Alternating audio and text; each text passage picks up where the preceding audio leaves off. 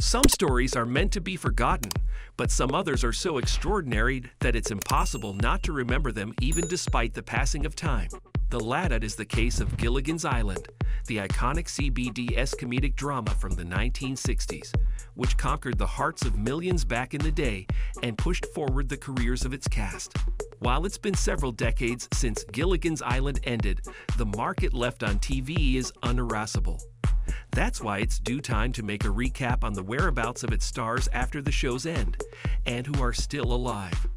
Are you also curious about the lives of Gilligan's Island cast beyond the show? Stay listening to find out.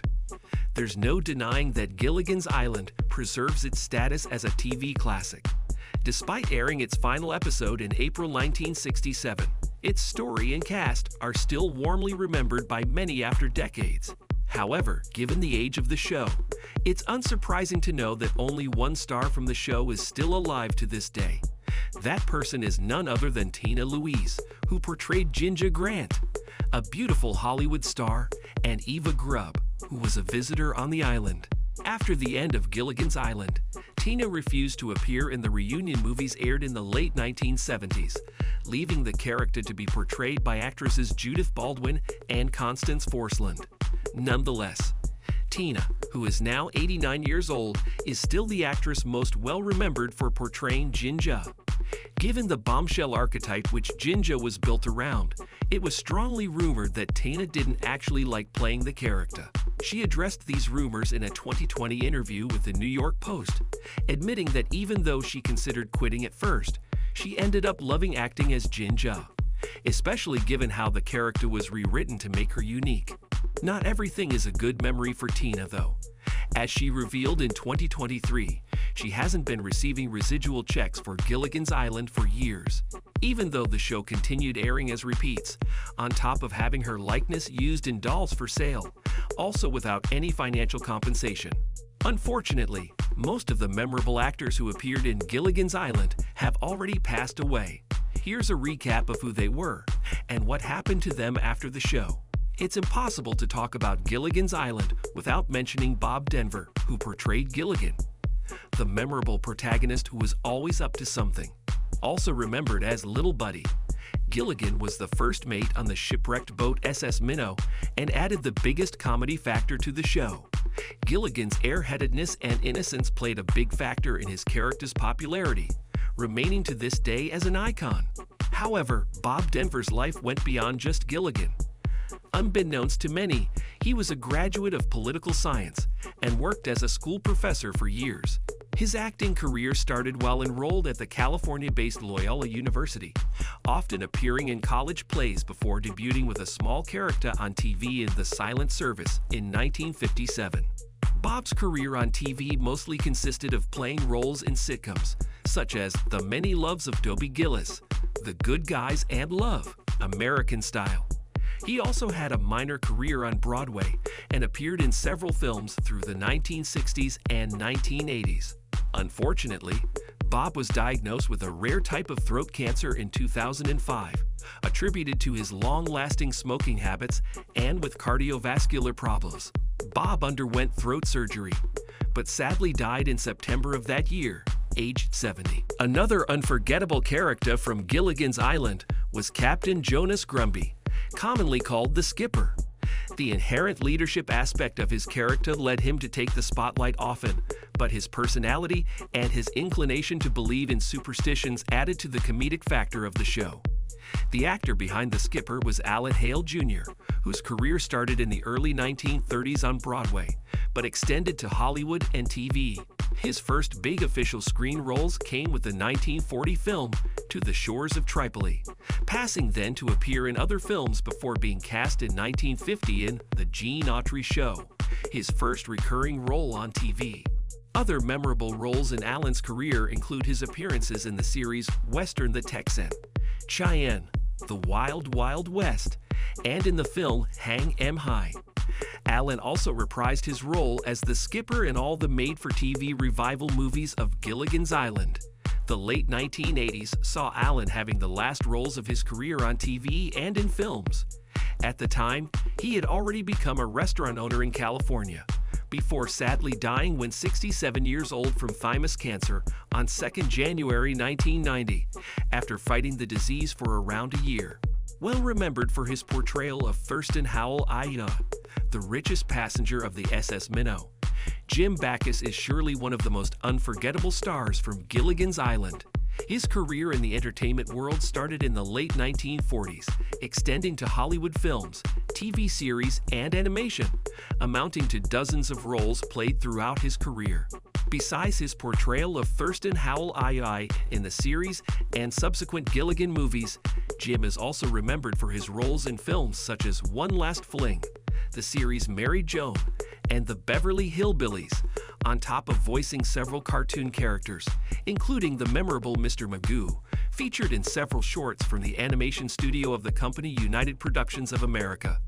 On 25 February 1989, Jim passed away at 76 years old from pneumonia in hospital in California, though it was reported that he'd been struggling with Parkinson's disease for years.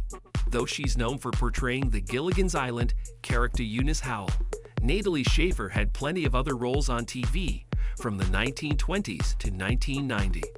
Her character Eunice, also called Lovey, was married to Thurston Howell and had similar upper-class, spoiled traits.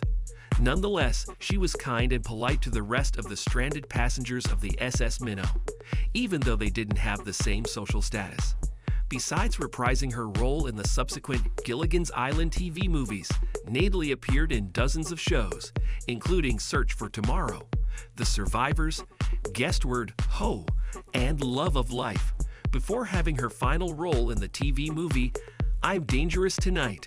Reportedly, Natalie fought breast cancer in the 1970s, but kept the diagnosis a secret from the media. In 1990, she was again diagnosed with breast cancer, though some sources state her illness as liver cancer. Sadly, Natalie passed away on 10 April 1991 at 90 years old, though she had also kept her real birth date a secret until her death. Groy Hinckley, also known as the Professor, was the character portrayed by Russell Johnson in Gilligan's Island. Often regarded as the voice of reason, Roy was a science teacher who loved botany and often found inventive ways to survive on the island. On his part, Russell's career and life were fairly varied beyond the professor's character. Having his beginnings as a U.S. Army Air Force veteran, Russell pursued a career in the entertainment industry by taking part in the Actors Laboratory Theater. His earliest roles date back to the 1950s, making a name for himself in westerns and crime films, besides appearing in several episodes of The Twilight Zone and other dramatic series and soap operas from the 1950s to the late 1980s. Russell's last major role was in the 1997 series Mego, though he made several other appearances on TV afterward. On 16 January 2014, 89-year-old Russell Johnson died in his sleep from kidney disease, while at his home in Washington State. Popular for her practical ways, the good girl, Mary Ann Summers was a popular character from Gilligan's Island.